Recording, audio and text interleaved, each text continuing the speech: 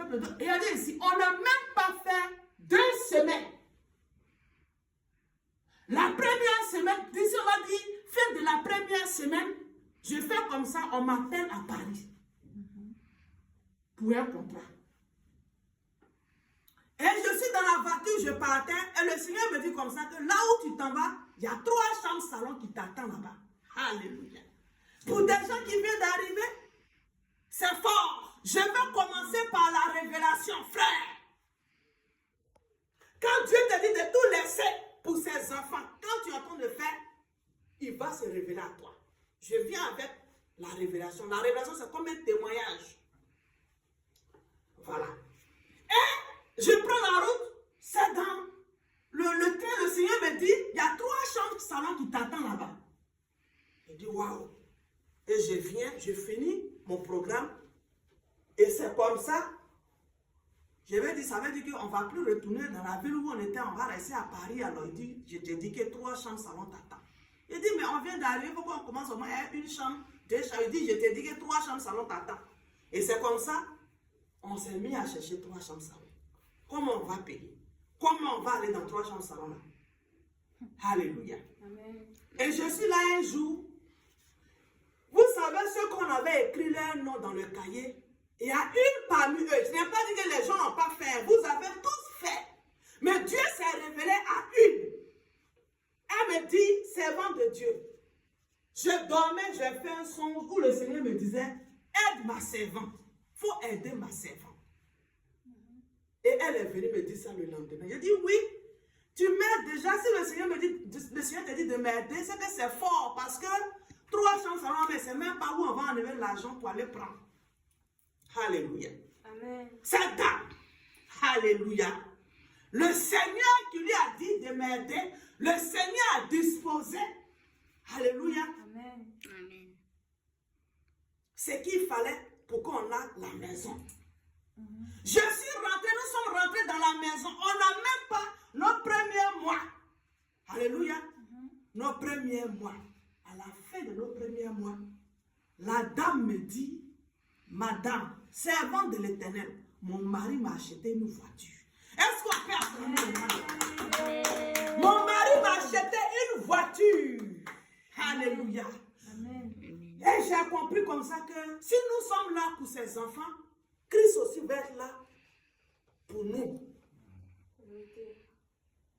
Christ aussi va être là pour nous. Pasteur, homme de Dieu, servant de Dieu, arrête de te plaindre. Prends ces enfants-là à cœur et porte-les en prière. Le Seigneur va toucher leur cœur à venir te bénir.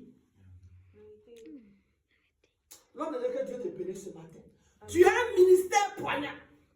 Quelle que soit la situation, le Seigneur te redresse toujours. À travers ses brebis, qu'il soit béni ce matin. Vous tous qui avez contribué, qui avez participé, que vous soyez bénis ce matin. Amen. Alors je vais aller dans le message. Les révélations, une révélation qui n'est pas collée à la parole biblique, ça a vérifié. Une parole biblique aussi qui n'est pas collée à une révélation, ça a vérifié. C'est pourquoi ce matin, on va aller dans la Bible. Et le Seigneur, j'avais apprêté un thème. Et le Seigneur me dit, va dans ton portable. Va dans ton portable, je vais dans mon portable. Le Seigneur me donne un autre message. On va voir ce message qui est dans la Bible, qui colle à la révélation ce matin. Qu'est-ce que ça fait? Il y en a qui sont dans cette nation, 2 ans, ils n'ont même pas 3 chambres salon. Nous avons pris le sujet des enfants de Dieu. Pas même une semaine encore, le Seigneur me dit, il y a 3 chambres salon qui t'attendent. Et celle qui s'est levée, qui s'est mis au devant de toutes choses, le Seigneur l'a béni. J'ai fait seulement que, nous avons fait seulement que 1 mois dans la maison, et le Seigneur a disposé une voiture à sa disposition. Quand elle est venue me dire, elle dit, tu veux quoi encore? Tu veux quoi encore? Elle a dit ce qu'elle veut. Vous allez voir dans ce temps. Elle va changer de dimension. J'ai compris comme ça qu'on n'a pas à haïr ces enfants-là. On n'a pas à dire qu'ils n'ont pas fait. On a à se mettre en prière. Tu es serviteur de Dieu, continue à prier pour ses enfants. Alléluia. Amen. Amen. Alors très rapidement, l'homme de Dieu, on va rentrer dans la Bible. On va voir le verset que Christ m'a donné pour accompagner vraiment cette révélation. Tu vas prendre Matthieu, chapitre 8, verset 14.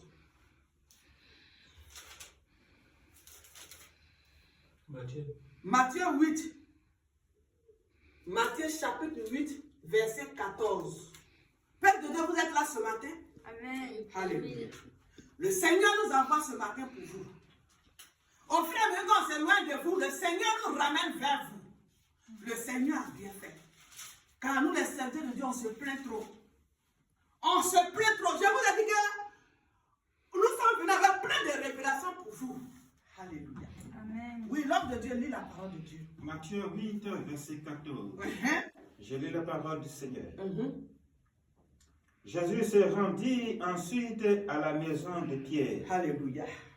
dont il vit la belle-mère couchée et ayant la fièvre. Uh-huh. Il toucha sa main et la fièvre la quitta. Uh-huh. Puis elle se leva et le servit. Alléluia. Je continue. Alléluia. C'est ça. Verset 16. Verset combien? Pas verset 16. Il faut laisser là comme ça. Il faut laisser là comme ça.